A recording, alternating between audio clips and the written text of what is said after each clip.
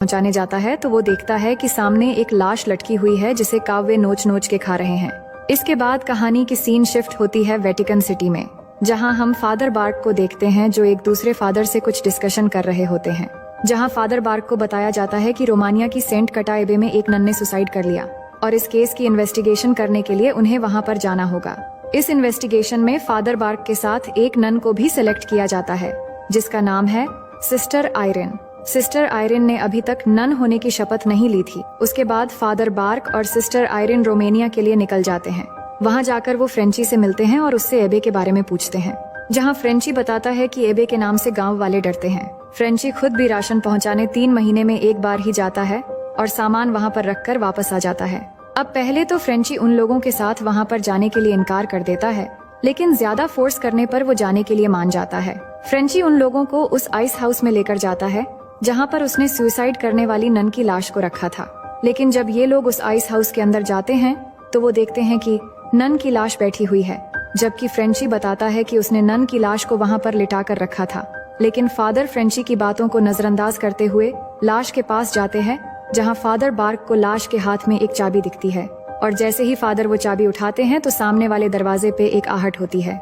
वही दरवाजा है जिस दरवाजे से नन्स फ्रेंची से राशन लिया करती थी ताकि उन्हें एबे में से निकलना न पड़े। इसके बाद फादर उस नन की लाश को सम्मान के साथ दफना देते हैं, लेकिन तभी पास की कब्र पे लगी घंटी बजने लगती है, जिसको देख के सिस्टर आयरन उस घंटी की तरफ जाने लगती है। तभी फादर बताते हैं कि ये घंटी पहली महामारी के दौरान कब्र पे इसलिए लटकाया जाता था कि अगर कोई मरा नहीं है और उसे दफना दिया गया है तो वो ये घंटी बजा के बता सके कि वो मरा नहीं बल्कि जिंदा है। उसके बाद फ्रेंची फादर और सिस्टर आयरन को लेकर एबे के मेन गेट पर जाता है, जहां उसे उस नन की लाश मिली थी। इसके बाद फादर जब ऊपर देख ही रहे थे तो उन्हें खिड़की में एक नन नजर आती है और जब ये लोग एबे के अंदर जाने के लिए आगे बढ़ रहे होते हैं तभी उन्हें सीढ़ियों पे पड़ा खून दिखाई देता है जो अभी भी फ्रेश होता है, जबकि वो नन यानी कि सिस्टर विक्टोरिया 2 हफ्ते पहले मर चुकी थी। ये देखकर फादर और आयरन हैरान हो जाते हैं। इसके बाद ये तीनों एबे के अंदर पहुंच जाते हैं, जहां पर उन्हें मदर सुपीरियर मिलती है जिसका चेहरा ढका हुआ था और उसकी आवाज भी काफी भयानक थी। वो नन फादर बार्क और आयरन को वहां से जाने के लिए कहती है, लेकिन फादर कहते हैं कि अगर वो लोग अभी यहाँ से चले गए तो वेटिकन वाले और लोगों को इन्वेस्टिगेट करने के लिए भेजेगा, क्योंकि अब शाम हो गई थी और अब नन्स की प्रेयर का समय था और इस समय एबे के दरवाजे बंद हो जाते हैं। इसलिए मदर सुपीरियर फादर से कहती है कि एबे की पास वाली जगह पर एक दूसरी जगह है, वो वहाँ पर रुके और कल सुबह आए। इसके बाद फादर फ्रेंची को वहाँ से जाने के लिए कहते हैं और साथ में उसे ये भी कहते हैं कि तुम कुछ दिन बाद यहाँ पर जरूर आना, तब तक हम अपने इन्वेस्टिगेशन पूरी कर लेंगे। अब फ्रेंची जब वापस लौट रहा होता है तो उसे कब्रिस्तान में एक नन का साया नजर आता है, लेकिन जब फ्रेंची उसके पीछे जा रहा होता है तभी एकदम से एक डरावनी नन उस पे हमला कर देती है, लेकिन वो किसी तरह उस नन से अपनी जान बचाकर वहाँ से भाग जाता है। दूसरी तरफ हमें फादर और आयरन को दिखाया जाता है जो रात के डिनर पर किसी बात पर डिस्कशन कर रहे होते हैं। तभी सिस्टर आयरन फादर को बताती हैं कि उसे बचपन में कुछ अजीब अजीब सी विजन आते थे, पर हर विजन के बाद उसे यही ख्याल आता है कि मदर मैरी उसको रास्ता दिखाएंगी। वो बताती है कि बचपन में उसकी मदद वेटिकन ने की थी और यही वजह है कि अब उसे यहाँ पर भेजा गया है। इसी बात पर फादर भी सिस्टर आयरन को 20 साल पहले फ्रांस में हुई एक घटना के बारे में बताते हैं। वो बताते हैं कि वो डेनियल नाम के एक छोटे बच्चे का एग्जॉर्सिज्म कर रहे थे, जिसके दौरान डेनियल काफी ज्यादा घायल हो गया था और कुछ दिनों बाद उसकी मौत हो गई। इस बात ने फादर को अंदर तक तोड़ दिया था और उन्हें लगने लगा था कि उसकी मौत के जिम्मेदार वही है। अब रात को ग्रामोफोन अचानक चलने लगता है, जिसकी आवाज से फादर नींद से जाग जाते हैं। उसके बाद जब फादर चेक करने जाते हैं तभी उन्हें वहाँ एक बच्चा भागता हुआ नजर आता है, जो उन्हें एबे के पीछे वाले कब्रिस्तान तक ले जाता है। अब यहाँ फादर को पता चलता है कि वो आत्मा डेनियल की थी, जो अब शैतान हो चुकी है। लेकिन तभी डेनियल के मुंह से एक सांप निकलता है जो फादर पे हमला कर देता है, जिसके वजह से फादर वहीं पर रखे हुए एक खाली कॉफिन के अंदर गिर जाते हैं और वो कॉफिन बंद हो जाता है, जिससे फादर वहीं जिंदा दफन हो जाते हैं और वो अपने मदद के लिए वहाँ लगी घंटी बजाने लगते हैं। तभी सिस्टर आयरन की हवा के झोंके की वजह से नींद खुल जाती है और उसे कहीं से प्रेयर्स की आवाजें सुनाई दे रही थीं। और वो जब उस आवाज का पीछा करते हुए चर्च तक पहुंचती है, जहां उसे बहुत सारी नन्स प्रेयर करती हुई दिखाई देती है। लेकिन वो जब चर्च के क्रॉस के बिल्कुल सामने होती है तो वो देखती है कि चर्च के क्रॉस के पीछे से एक साया उसकी ओर आ रही है और धीरे धीरे वो साया पास में रही एक शीशे तक आ पहुंचती है। और अपने भयानक रूप को जाहिर करके आयरन को पीछे से हमला कर देती है, जिससे शीशा टूट जाता है और वहाँ खड़े क्रॉस टूट के गिर जाता है, जिससे आयरन डर के वहाँ से भागते हुए बाहर की कब्रिस्तान तक पहुँच जाती है, जहाँ उसे घंटी बजने और फादर के चिल्लाने की आवाज सुनाई देती है। तभी वहाँ के कब्र पे लगी सारी घंटियां बजने लगते हैं, जिसके आवाज से आयरन को इल्यूशन होने लगता है। तभी सिस्टर आयरन अपने आप को काबू कर लेती है, जिससे उसे पता चल जाता है कि फादर किस कब्र में दफन है। उसके बाद वो जल्दी से फादर को कब्र से बाहर निकालने के लिए खोदना शुरू कर देती है, लेकिन इससे पहले कि वो फादर को बाहर निकाल पाती, कब्र के अंदर फादर पे एक शैतान अटैक कर देता है। पर वो शैतान फादर को घायल कर पाता उससे पहले सिस्टर आयरन फादर को बाहर निकाल लेती है, जिसके बाद फादर को उस कब्र में कुछ किताबें दिखाई देती हैं, जिनको वो अपने साथ ले जाते हैं। अब अगले दिन वो दोनों एबे में जाते हैं और वहाँ की मदर सुपीरियर को आवाज लगाते हैं, लेकिन आगे से कोई जवाब नहीं मिलता और तभी अंदर का दरवाजा अपने आप खुल जाता है। इसके बाद फादर आयरन को एबे के अंदर जाने को कहते हैं और जाने से पहले उसे वही चाबी देते हैं जो फादर को उस नन की लाश के हाथ में मिली थी, और उसे कहते हैं तुम्हें पता लगवाना है कि आखिर ये चाबी किस चीज की है। अब सिस्टर आयरन जब एबे के अंदर जाती है तो उसे वहाँ एक नन नजर आती है, तो वो उस नन को आवाज लगाती है, लेकिन वो नन कोई जवाब न देते हुए वहाँ से चली जाती है और आयरन भी उस नन की पीछा करते हुए चर्च के अंदर चली जाती है, जहाँ उसे एक नन प्रार्थना करती हुई दिखाई देती है। इसके बाद आयरन उस प्रार्थना करने वाली नन को कई बार बुलाती है, लेकिन वो कोई जवाब नहीं देती। तभी पीछे से एक और नन आयरन को आके रोकती है, जिसका नाम था ओहाना। वो आयरन को बताती है कि यहाँ सारी नन्स अपनी अपने शिफ्ट में प्रार्थना करती है और वो अपनी प्रार्थना बीच में रोक नहीं सकते, जिसके बाद वो आयरन को वहाँ से लेके चली जाती है। दूसरी तरफ हम फ्रेंची को देखते हैं, जो एक बार में बैठा हुआ था और उस बार का ऑनर फ्रेंची को बताता है कि इस गांव के एक आदमी की 12 साल की बच्ची ने सुसाइड कर लिया है और उस बच्ची की मौत और गांव में होने वाली दूसरी घटनाएं उस एबे के कारण हो रही है, जिसे गांव वाले श्रापित मानते हैं। ये सुनकर फ्रेंची समझ जाता है कि सिस्टर आयरन और फादर दोनों की जान खतरे में है, इसलिए वो बाहर से एक बंदूक लेके उनकी मदद करने के लिए निकल जाता है। दूसरी तरफ हम फादर को देखते हैं, जो उन किताबों को पढ़ रहे होते हैं जो उन्हें कब्र से मिली थी। उन किताबों में उन्हें वालक का जिक्र मिलता है, जो कि एक शैतान का नाम है। फादर जब ये सब देख रहे होते हैं, तभी अचानक एबे के अंदर जाने वाला दरवाजा बंद होने लगता है, जिसके अंदर सिस्टर आयरन गई हुई थी। दूसरी तरफ सिस्टर आयरन सिस्टर ओहाना से एबे की हिस्ट्री के बारे में पूछती है, जहां हमें सिस्टर ओहाना की वजह से पता चलता है कि इसे 6 से 10 सेंचुरी के बीच यानी सेंट कार्टा को वहां के राजा ने बनवाया था, जो काले जादू का प्रैक्टिस किया करता था, और उसने काले जादू के रिचुअल के बारे में किताबों में लिखा था। असल में वो नरक से कुछ ताकतवर काली शक्तियों को बुलाना चाहता था, लेकिन नर्क की शक्तियों ने उसी का फायदा उठाया और उससे नर्क और इस दुनिया के बीच का दरवाजा खुलवा दिया।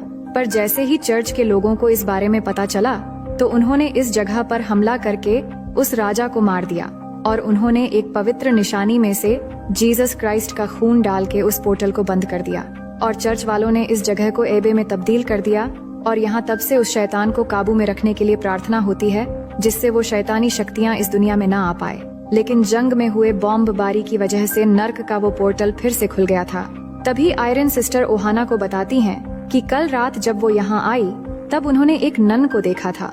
वो नन बिल्कुल भी पवित्र नहीं लग रही थी, जिस पर सिस्टर ओहाना बताती हैं कि उन्होंने भी उस नन को देखा है, पर वो एक शैतान है और वो नन के रूप में घूमती हैं, ताकि वो नन के बीच आसानी से छुप सके। सिस्टर ओहाना कहती हैं कि वो नन इन लोगों पे काबू करना चाहती हैं, और मुझे लगता है कि इसका ताल्लुक जरूर उस नर्क के पोर्टल से है, और शायद इसी वजह से सिस्टर विक्टोरिया ने सुसाइड कर लिया था। तभी एक नन वहाँ आकर सिस्टर ओहाना को रोक देती है और कहती है कि आयरन को यहाँ से जाना होगा, क्योंकि प्रेयर्स का टाइम हो चुका है। लेकिन सिस्टर ओहाना उसे बताती है कि अब रात हो गई है और सारे दरवाजे भी बंद हो चुके हैं, तो आज रात सिस्टर आयरन को यहीं पर रहना होगा। और जब सिस्टर ओहाना सिस्टर आयरन को एक रूम तक छोड़ के प्रार्थना के लिए जाने वाली होती है, तो सिस्टर आयरन उससे उस चाबी के बारे में पूछती है, लेकिन वो कहती है कि उसे नहीं मालूम, और ये कहकर सिस्टर ओहाना वहाँ से चली जाती है। दूसरी तरफ फादर उस एबे के नक्शे के जरिए अंदर जाने की दूसरा रास्ता ढूंढ रहे होते हैं, और वो नक्शा देखते ही देखते फादर को एबे के नक्शे में वो नर्क का पोर्टल मिल जाता है। मगर इसी दौरान उन्हें मदर सुपीरियर की आवाज सुनाई देती है, जिसके बाद वो मदर सुपीरियर के पास पहुंचकर बताते हैं कि इस एबे में कुछ न कुछ बहुत बुरा हो रहा है, और साथ ही फादर बार्क मदर सुपीरियर से उस चाबी के बारे में पूछते हैं जो सिस्टर विक्टोरिया की लाश से मिला था, जिसपे मदर सुपीरियर कहती हैं कि अब बहुत देर हो चुकी है और आयरन अब नहीं लौटेगी। ये कहते ही मदर सुपीरियर की गर्दन टूट जाती है। ये देख के फादर को कुछ ठीक नहीं लगता और वो जैसे ही मदर की शक्ल देखने के लिए स्कार्फ हटाने लगते हैं तो तभी मदर सुपीरियर अचानक उन पर हमला कर देती है और वहाँ से गायब हो जाती है। दरअसल ये कोई मदर सुपीरियर नहीं थी बल्कि एक शैतानी आत्मा थी। दूसरी तरफ आयरन को वही विजन फिर से आती है जहाँ मदर मैरी रास्ता दिखाएंगी जिसके बारे में उसने फादर को बताया था। इस बार आयरन को विजन में वो शैतानी नन दिखती है और वो डर कर नींद से उठ जाती है। तभी वो देखती है कि कोई नन उसकी कमरे में प्रार्थना कर रही है। इसके बाद आयरन जब उसकी करीब जा रही होती है तो उसकी हाथ से कोई चीज उसकी पास आती है और वो जब उसको अपने हाथ में लेती है तभी आयरन को सिस्टर विक्टोरिया के सुसाइड वाला सीन दिखता है और तभी उसके रूम का दरवाजा अचानक खुल जाता है जहाँ पर हमें वो शैतानी नन खड़ा दिखता है। लेकिन आयरन की बाहर देखने से पहले ही वो गायब हो जाती है। तभी बाहर की तरफ से सिस्टर ओहाना की आवाज आती है जिसका पीछा करते हुए आयरन बाहर चली जाती है और चलते चलते वो उस दरवाजे तक पहुंच जाती है जहां पर फेनेटिक डियो लिखा था। इतने में ही वो दरवाजा अपने आप खुल जाता है जिसके पीछे वही शैतानी नन खड़ी थी जो आयरन को अपनी शैतानी ताकत से उस दरवाजे की तरफ खींचने लगती है और इसी दौरान उसकी पॉकेट से वो चाबी गिर जाती है। वो चाबी उस दरवाजे की ओर जाने लगती है लेकिन उससे पहले आयरन उस चाबी को पकड़ लेती है और दरवाजे पर जा गिरती है। लेकिन तभी वो शैतान फिर से आयरन पर हमला कर देती है लेकिन वो किसी तरह अपनी जान बचाकर वहाँ से भाग जाती है और रास्ते में वो दूसरी सिस्टर उसे पकड़कर बचा लेती है और बताती है कि अब सिर्फ प्रार्थना से ही उस शैतान नन से बचा जा सकता है। उसके बाद जब सिस्टर आयरन प्रार्थना हॉल पहुँचती है तो वो देखती है कि वहाँ एक नन उस समय प्रार्थना कर रही है और उसके पास में ही एक लाश पड़ी हुई है। लेकिन आयरन जब उस लाश को चेक करने के लिए उसके ऊपर से कपड़ा हटाती है तो उसे पता चलता है कि ये तो सिस्टर ओहाना की लाश है। दूसरी तरफ फादर को डेनियल फिर से दिखता है एक शैतानी रूप में जो फादर पर हमला कर देता है लेकिन फादर अपनी जान बचाकर वहाँ से भाग जाते हैं। असल में वो शैतानी नन ही है जो डेनियल की रूप में आकर फादर को डरा रही थी। यानी उस शैतान नन ने फादर की कमजोरी पकड़ ली थी जो कि है डेनियल की मौत और इसलिए वो फादर पे डेनियल के रूप में आकर हमला कर रही थी। इधर चर्च में कई सारी नन्स आती हैं जो काफी डरी हुई होती है। उनमें से एक नन आयरन को कहती है कि वो भी उनके साथ मिलकर प्रार्थना करे और चाहे कुछ भी दिखाई या सुनाई दे अपनी नजर सिर्फ गॉड पर रखना और प्रार्थना करते रहना। तभी मदर मैरी की आंखों से खून आने लगता है और शैतान सभी नन्स के ऊपर हमला करके उन्हें प्रार्थना करने से रोक देता है लेकिन सिस्टर आयरन अपनी प्रार्थना को कंटिन्यू रखती है। दूसरी तरफ फादर फिर से भागकर उस आइस हाउस में आते हैं जहां उन पर एक शैतान फिर से हमला कर देती है लेकिन फ्रेंची सही समय पर वहां आके उन्हें बचा लेता है। वहीं हम सिस्टर आयरन को देखते हैं जो अपनी प्रार्थना कंटिन्यू कर रही होती है और तभी वो शैतान प्रार्थना कर रही आयरन पे हमला करके उसके पिठ पर एक निशान बना देता है जो कि एक शैतानी ताकत का निशान है। तभी वहाँ पर फादर और फ्रेंची भी आ जाते हैं और आयरन चर्च का दरवाजा खोल देती है और वो अंदर आ जाते हैं और आयरन से पूछते हैं यहाँ क्या हो रहा है तो वो उन्हें बताती है कि वो बाकी नन्स के साथ मिलकर प्रार्थना कर रही थी।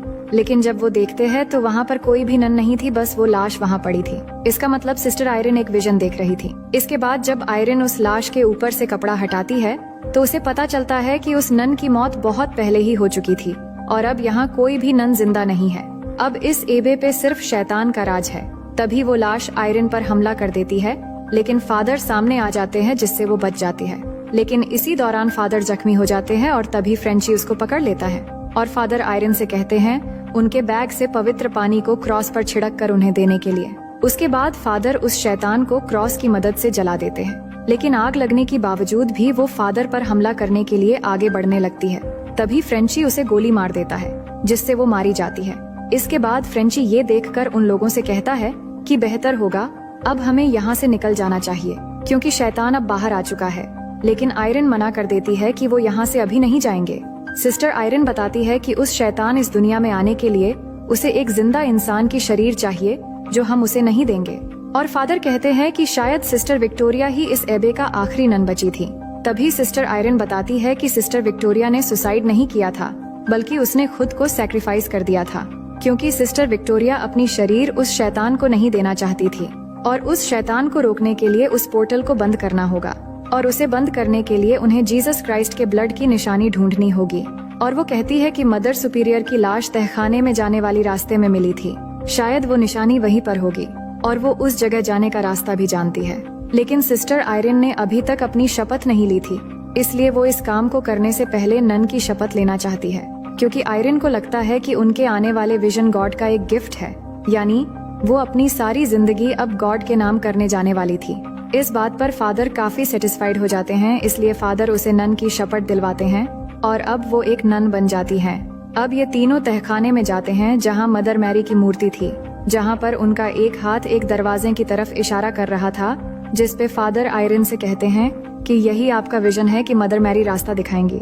इसके बाद आयरन उस चाबी से वो दरवाजा खोल देती है, जहाँ पर उन्हें वही पवित्र निशानी मिल जाती है जिसमें जीसस क्राइस्ट का ब्लड था, और फादर उस निशानी को आयरन के गले में पहना देते हैं। उसके बाद ये लोग उसी फेनेटिक दियो वाले दरवाजे के अंदर चले जाते हैं और उस पोर्टल को ढूंढने के लिए तीनों अलग अलग डायरेक्शन में चले जाते हैं। इधर फ्रेंची जब जा ही रहा होता है तो उसे दरवाजा खोलने की आवाज आती है, लेकिन वो जैसे ही देखने जाता है तो वो शैतान उसे डराकर वहाँ से भगा देता है।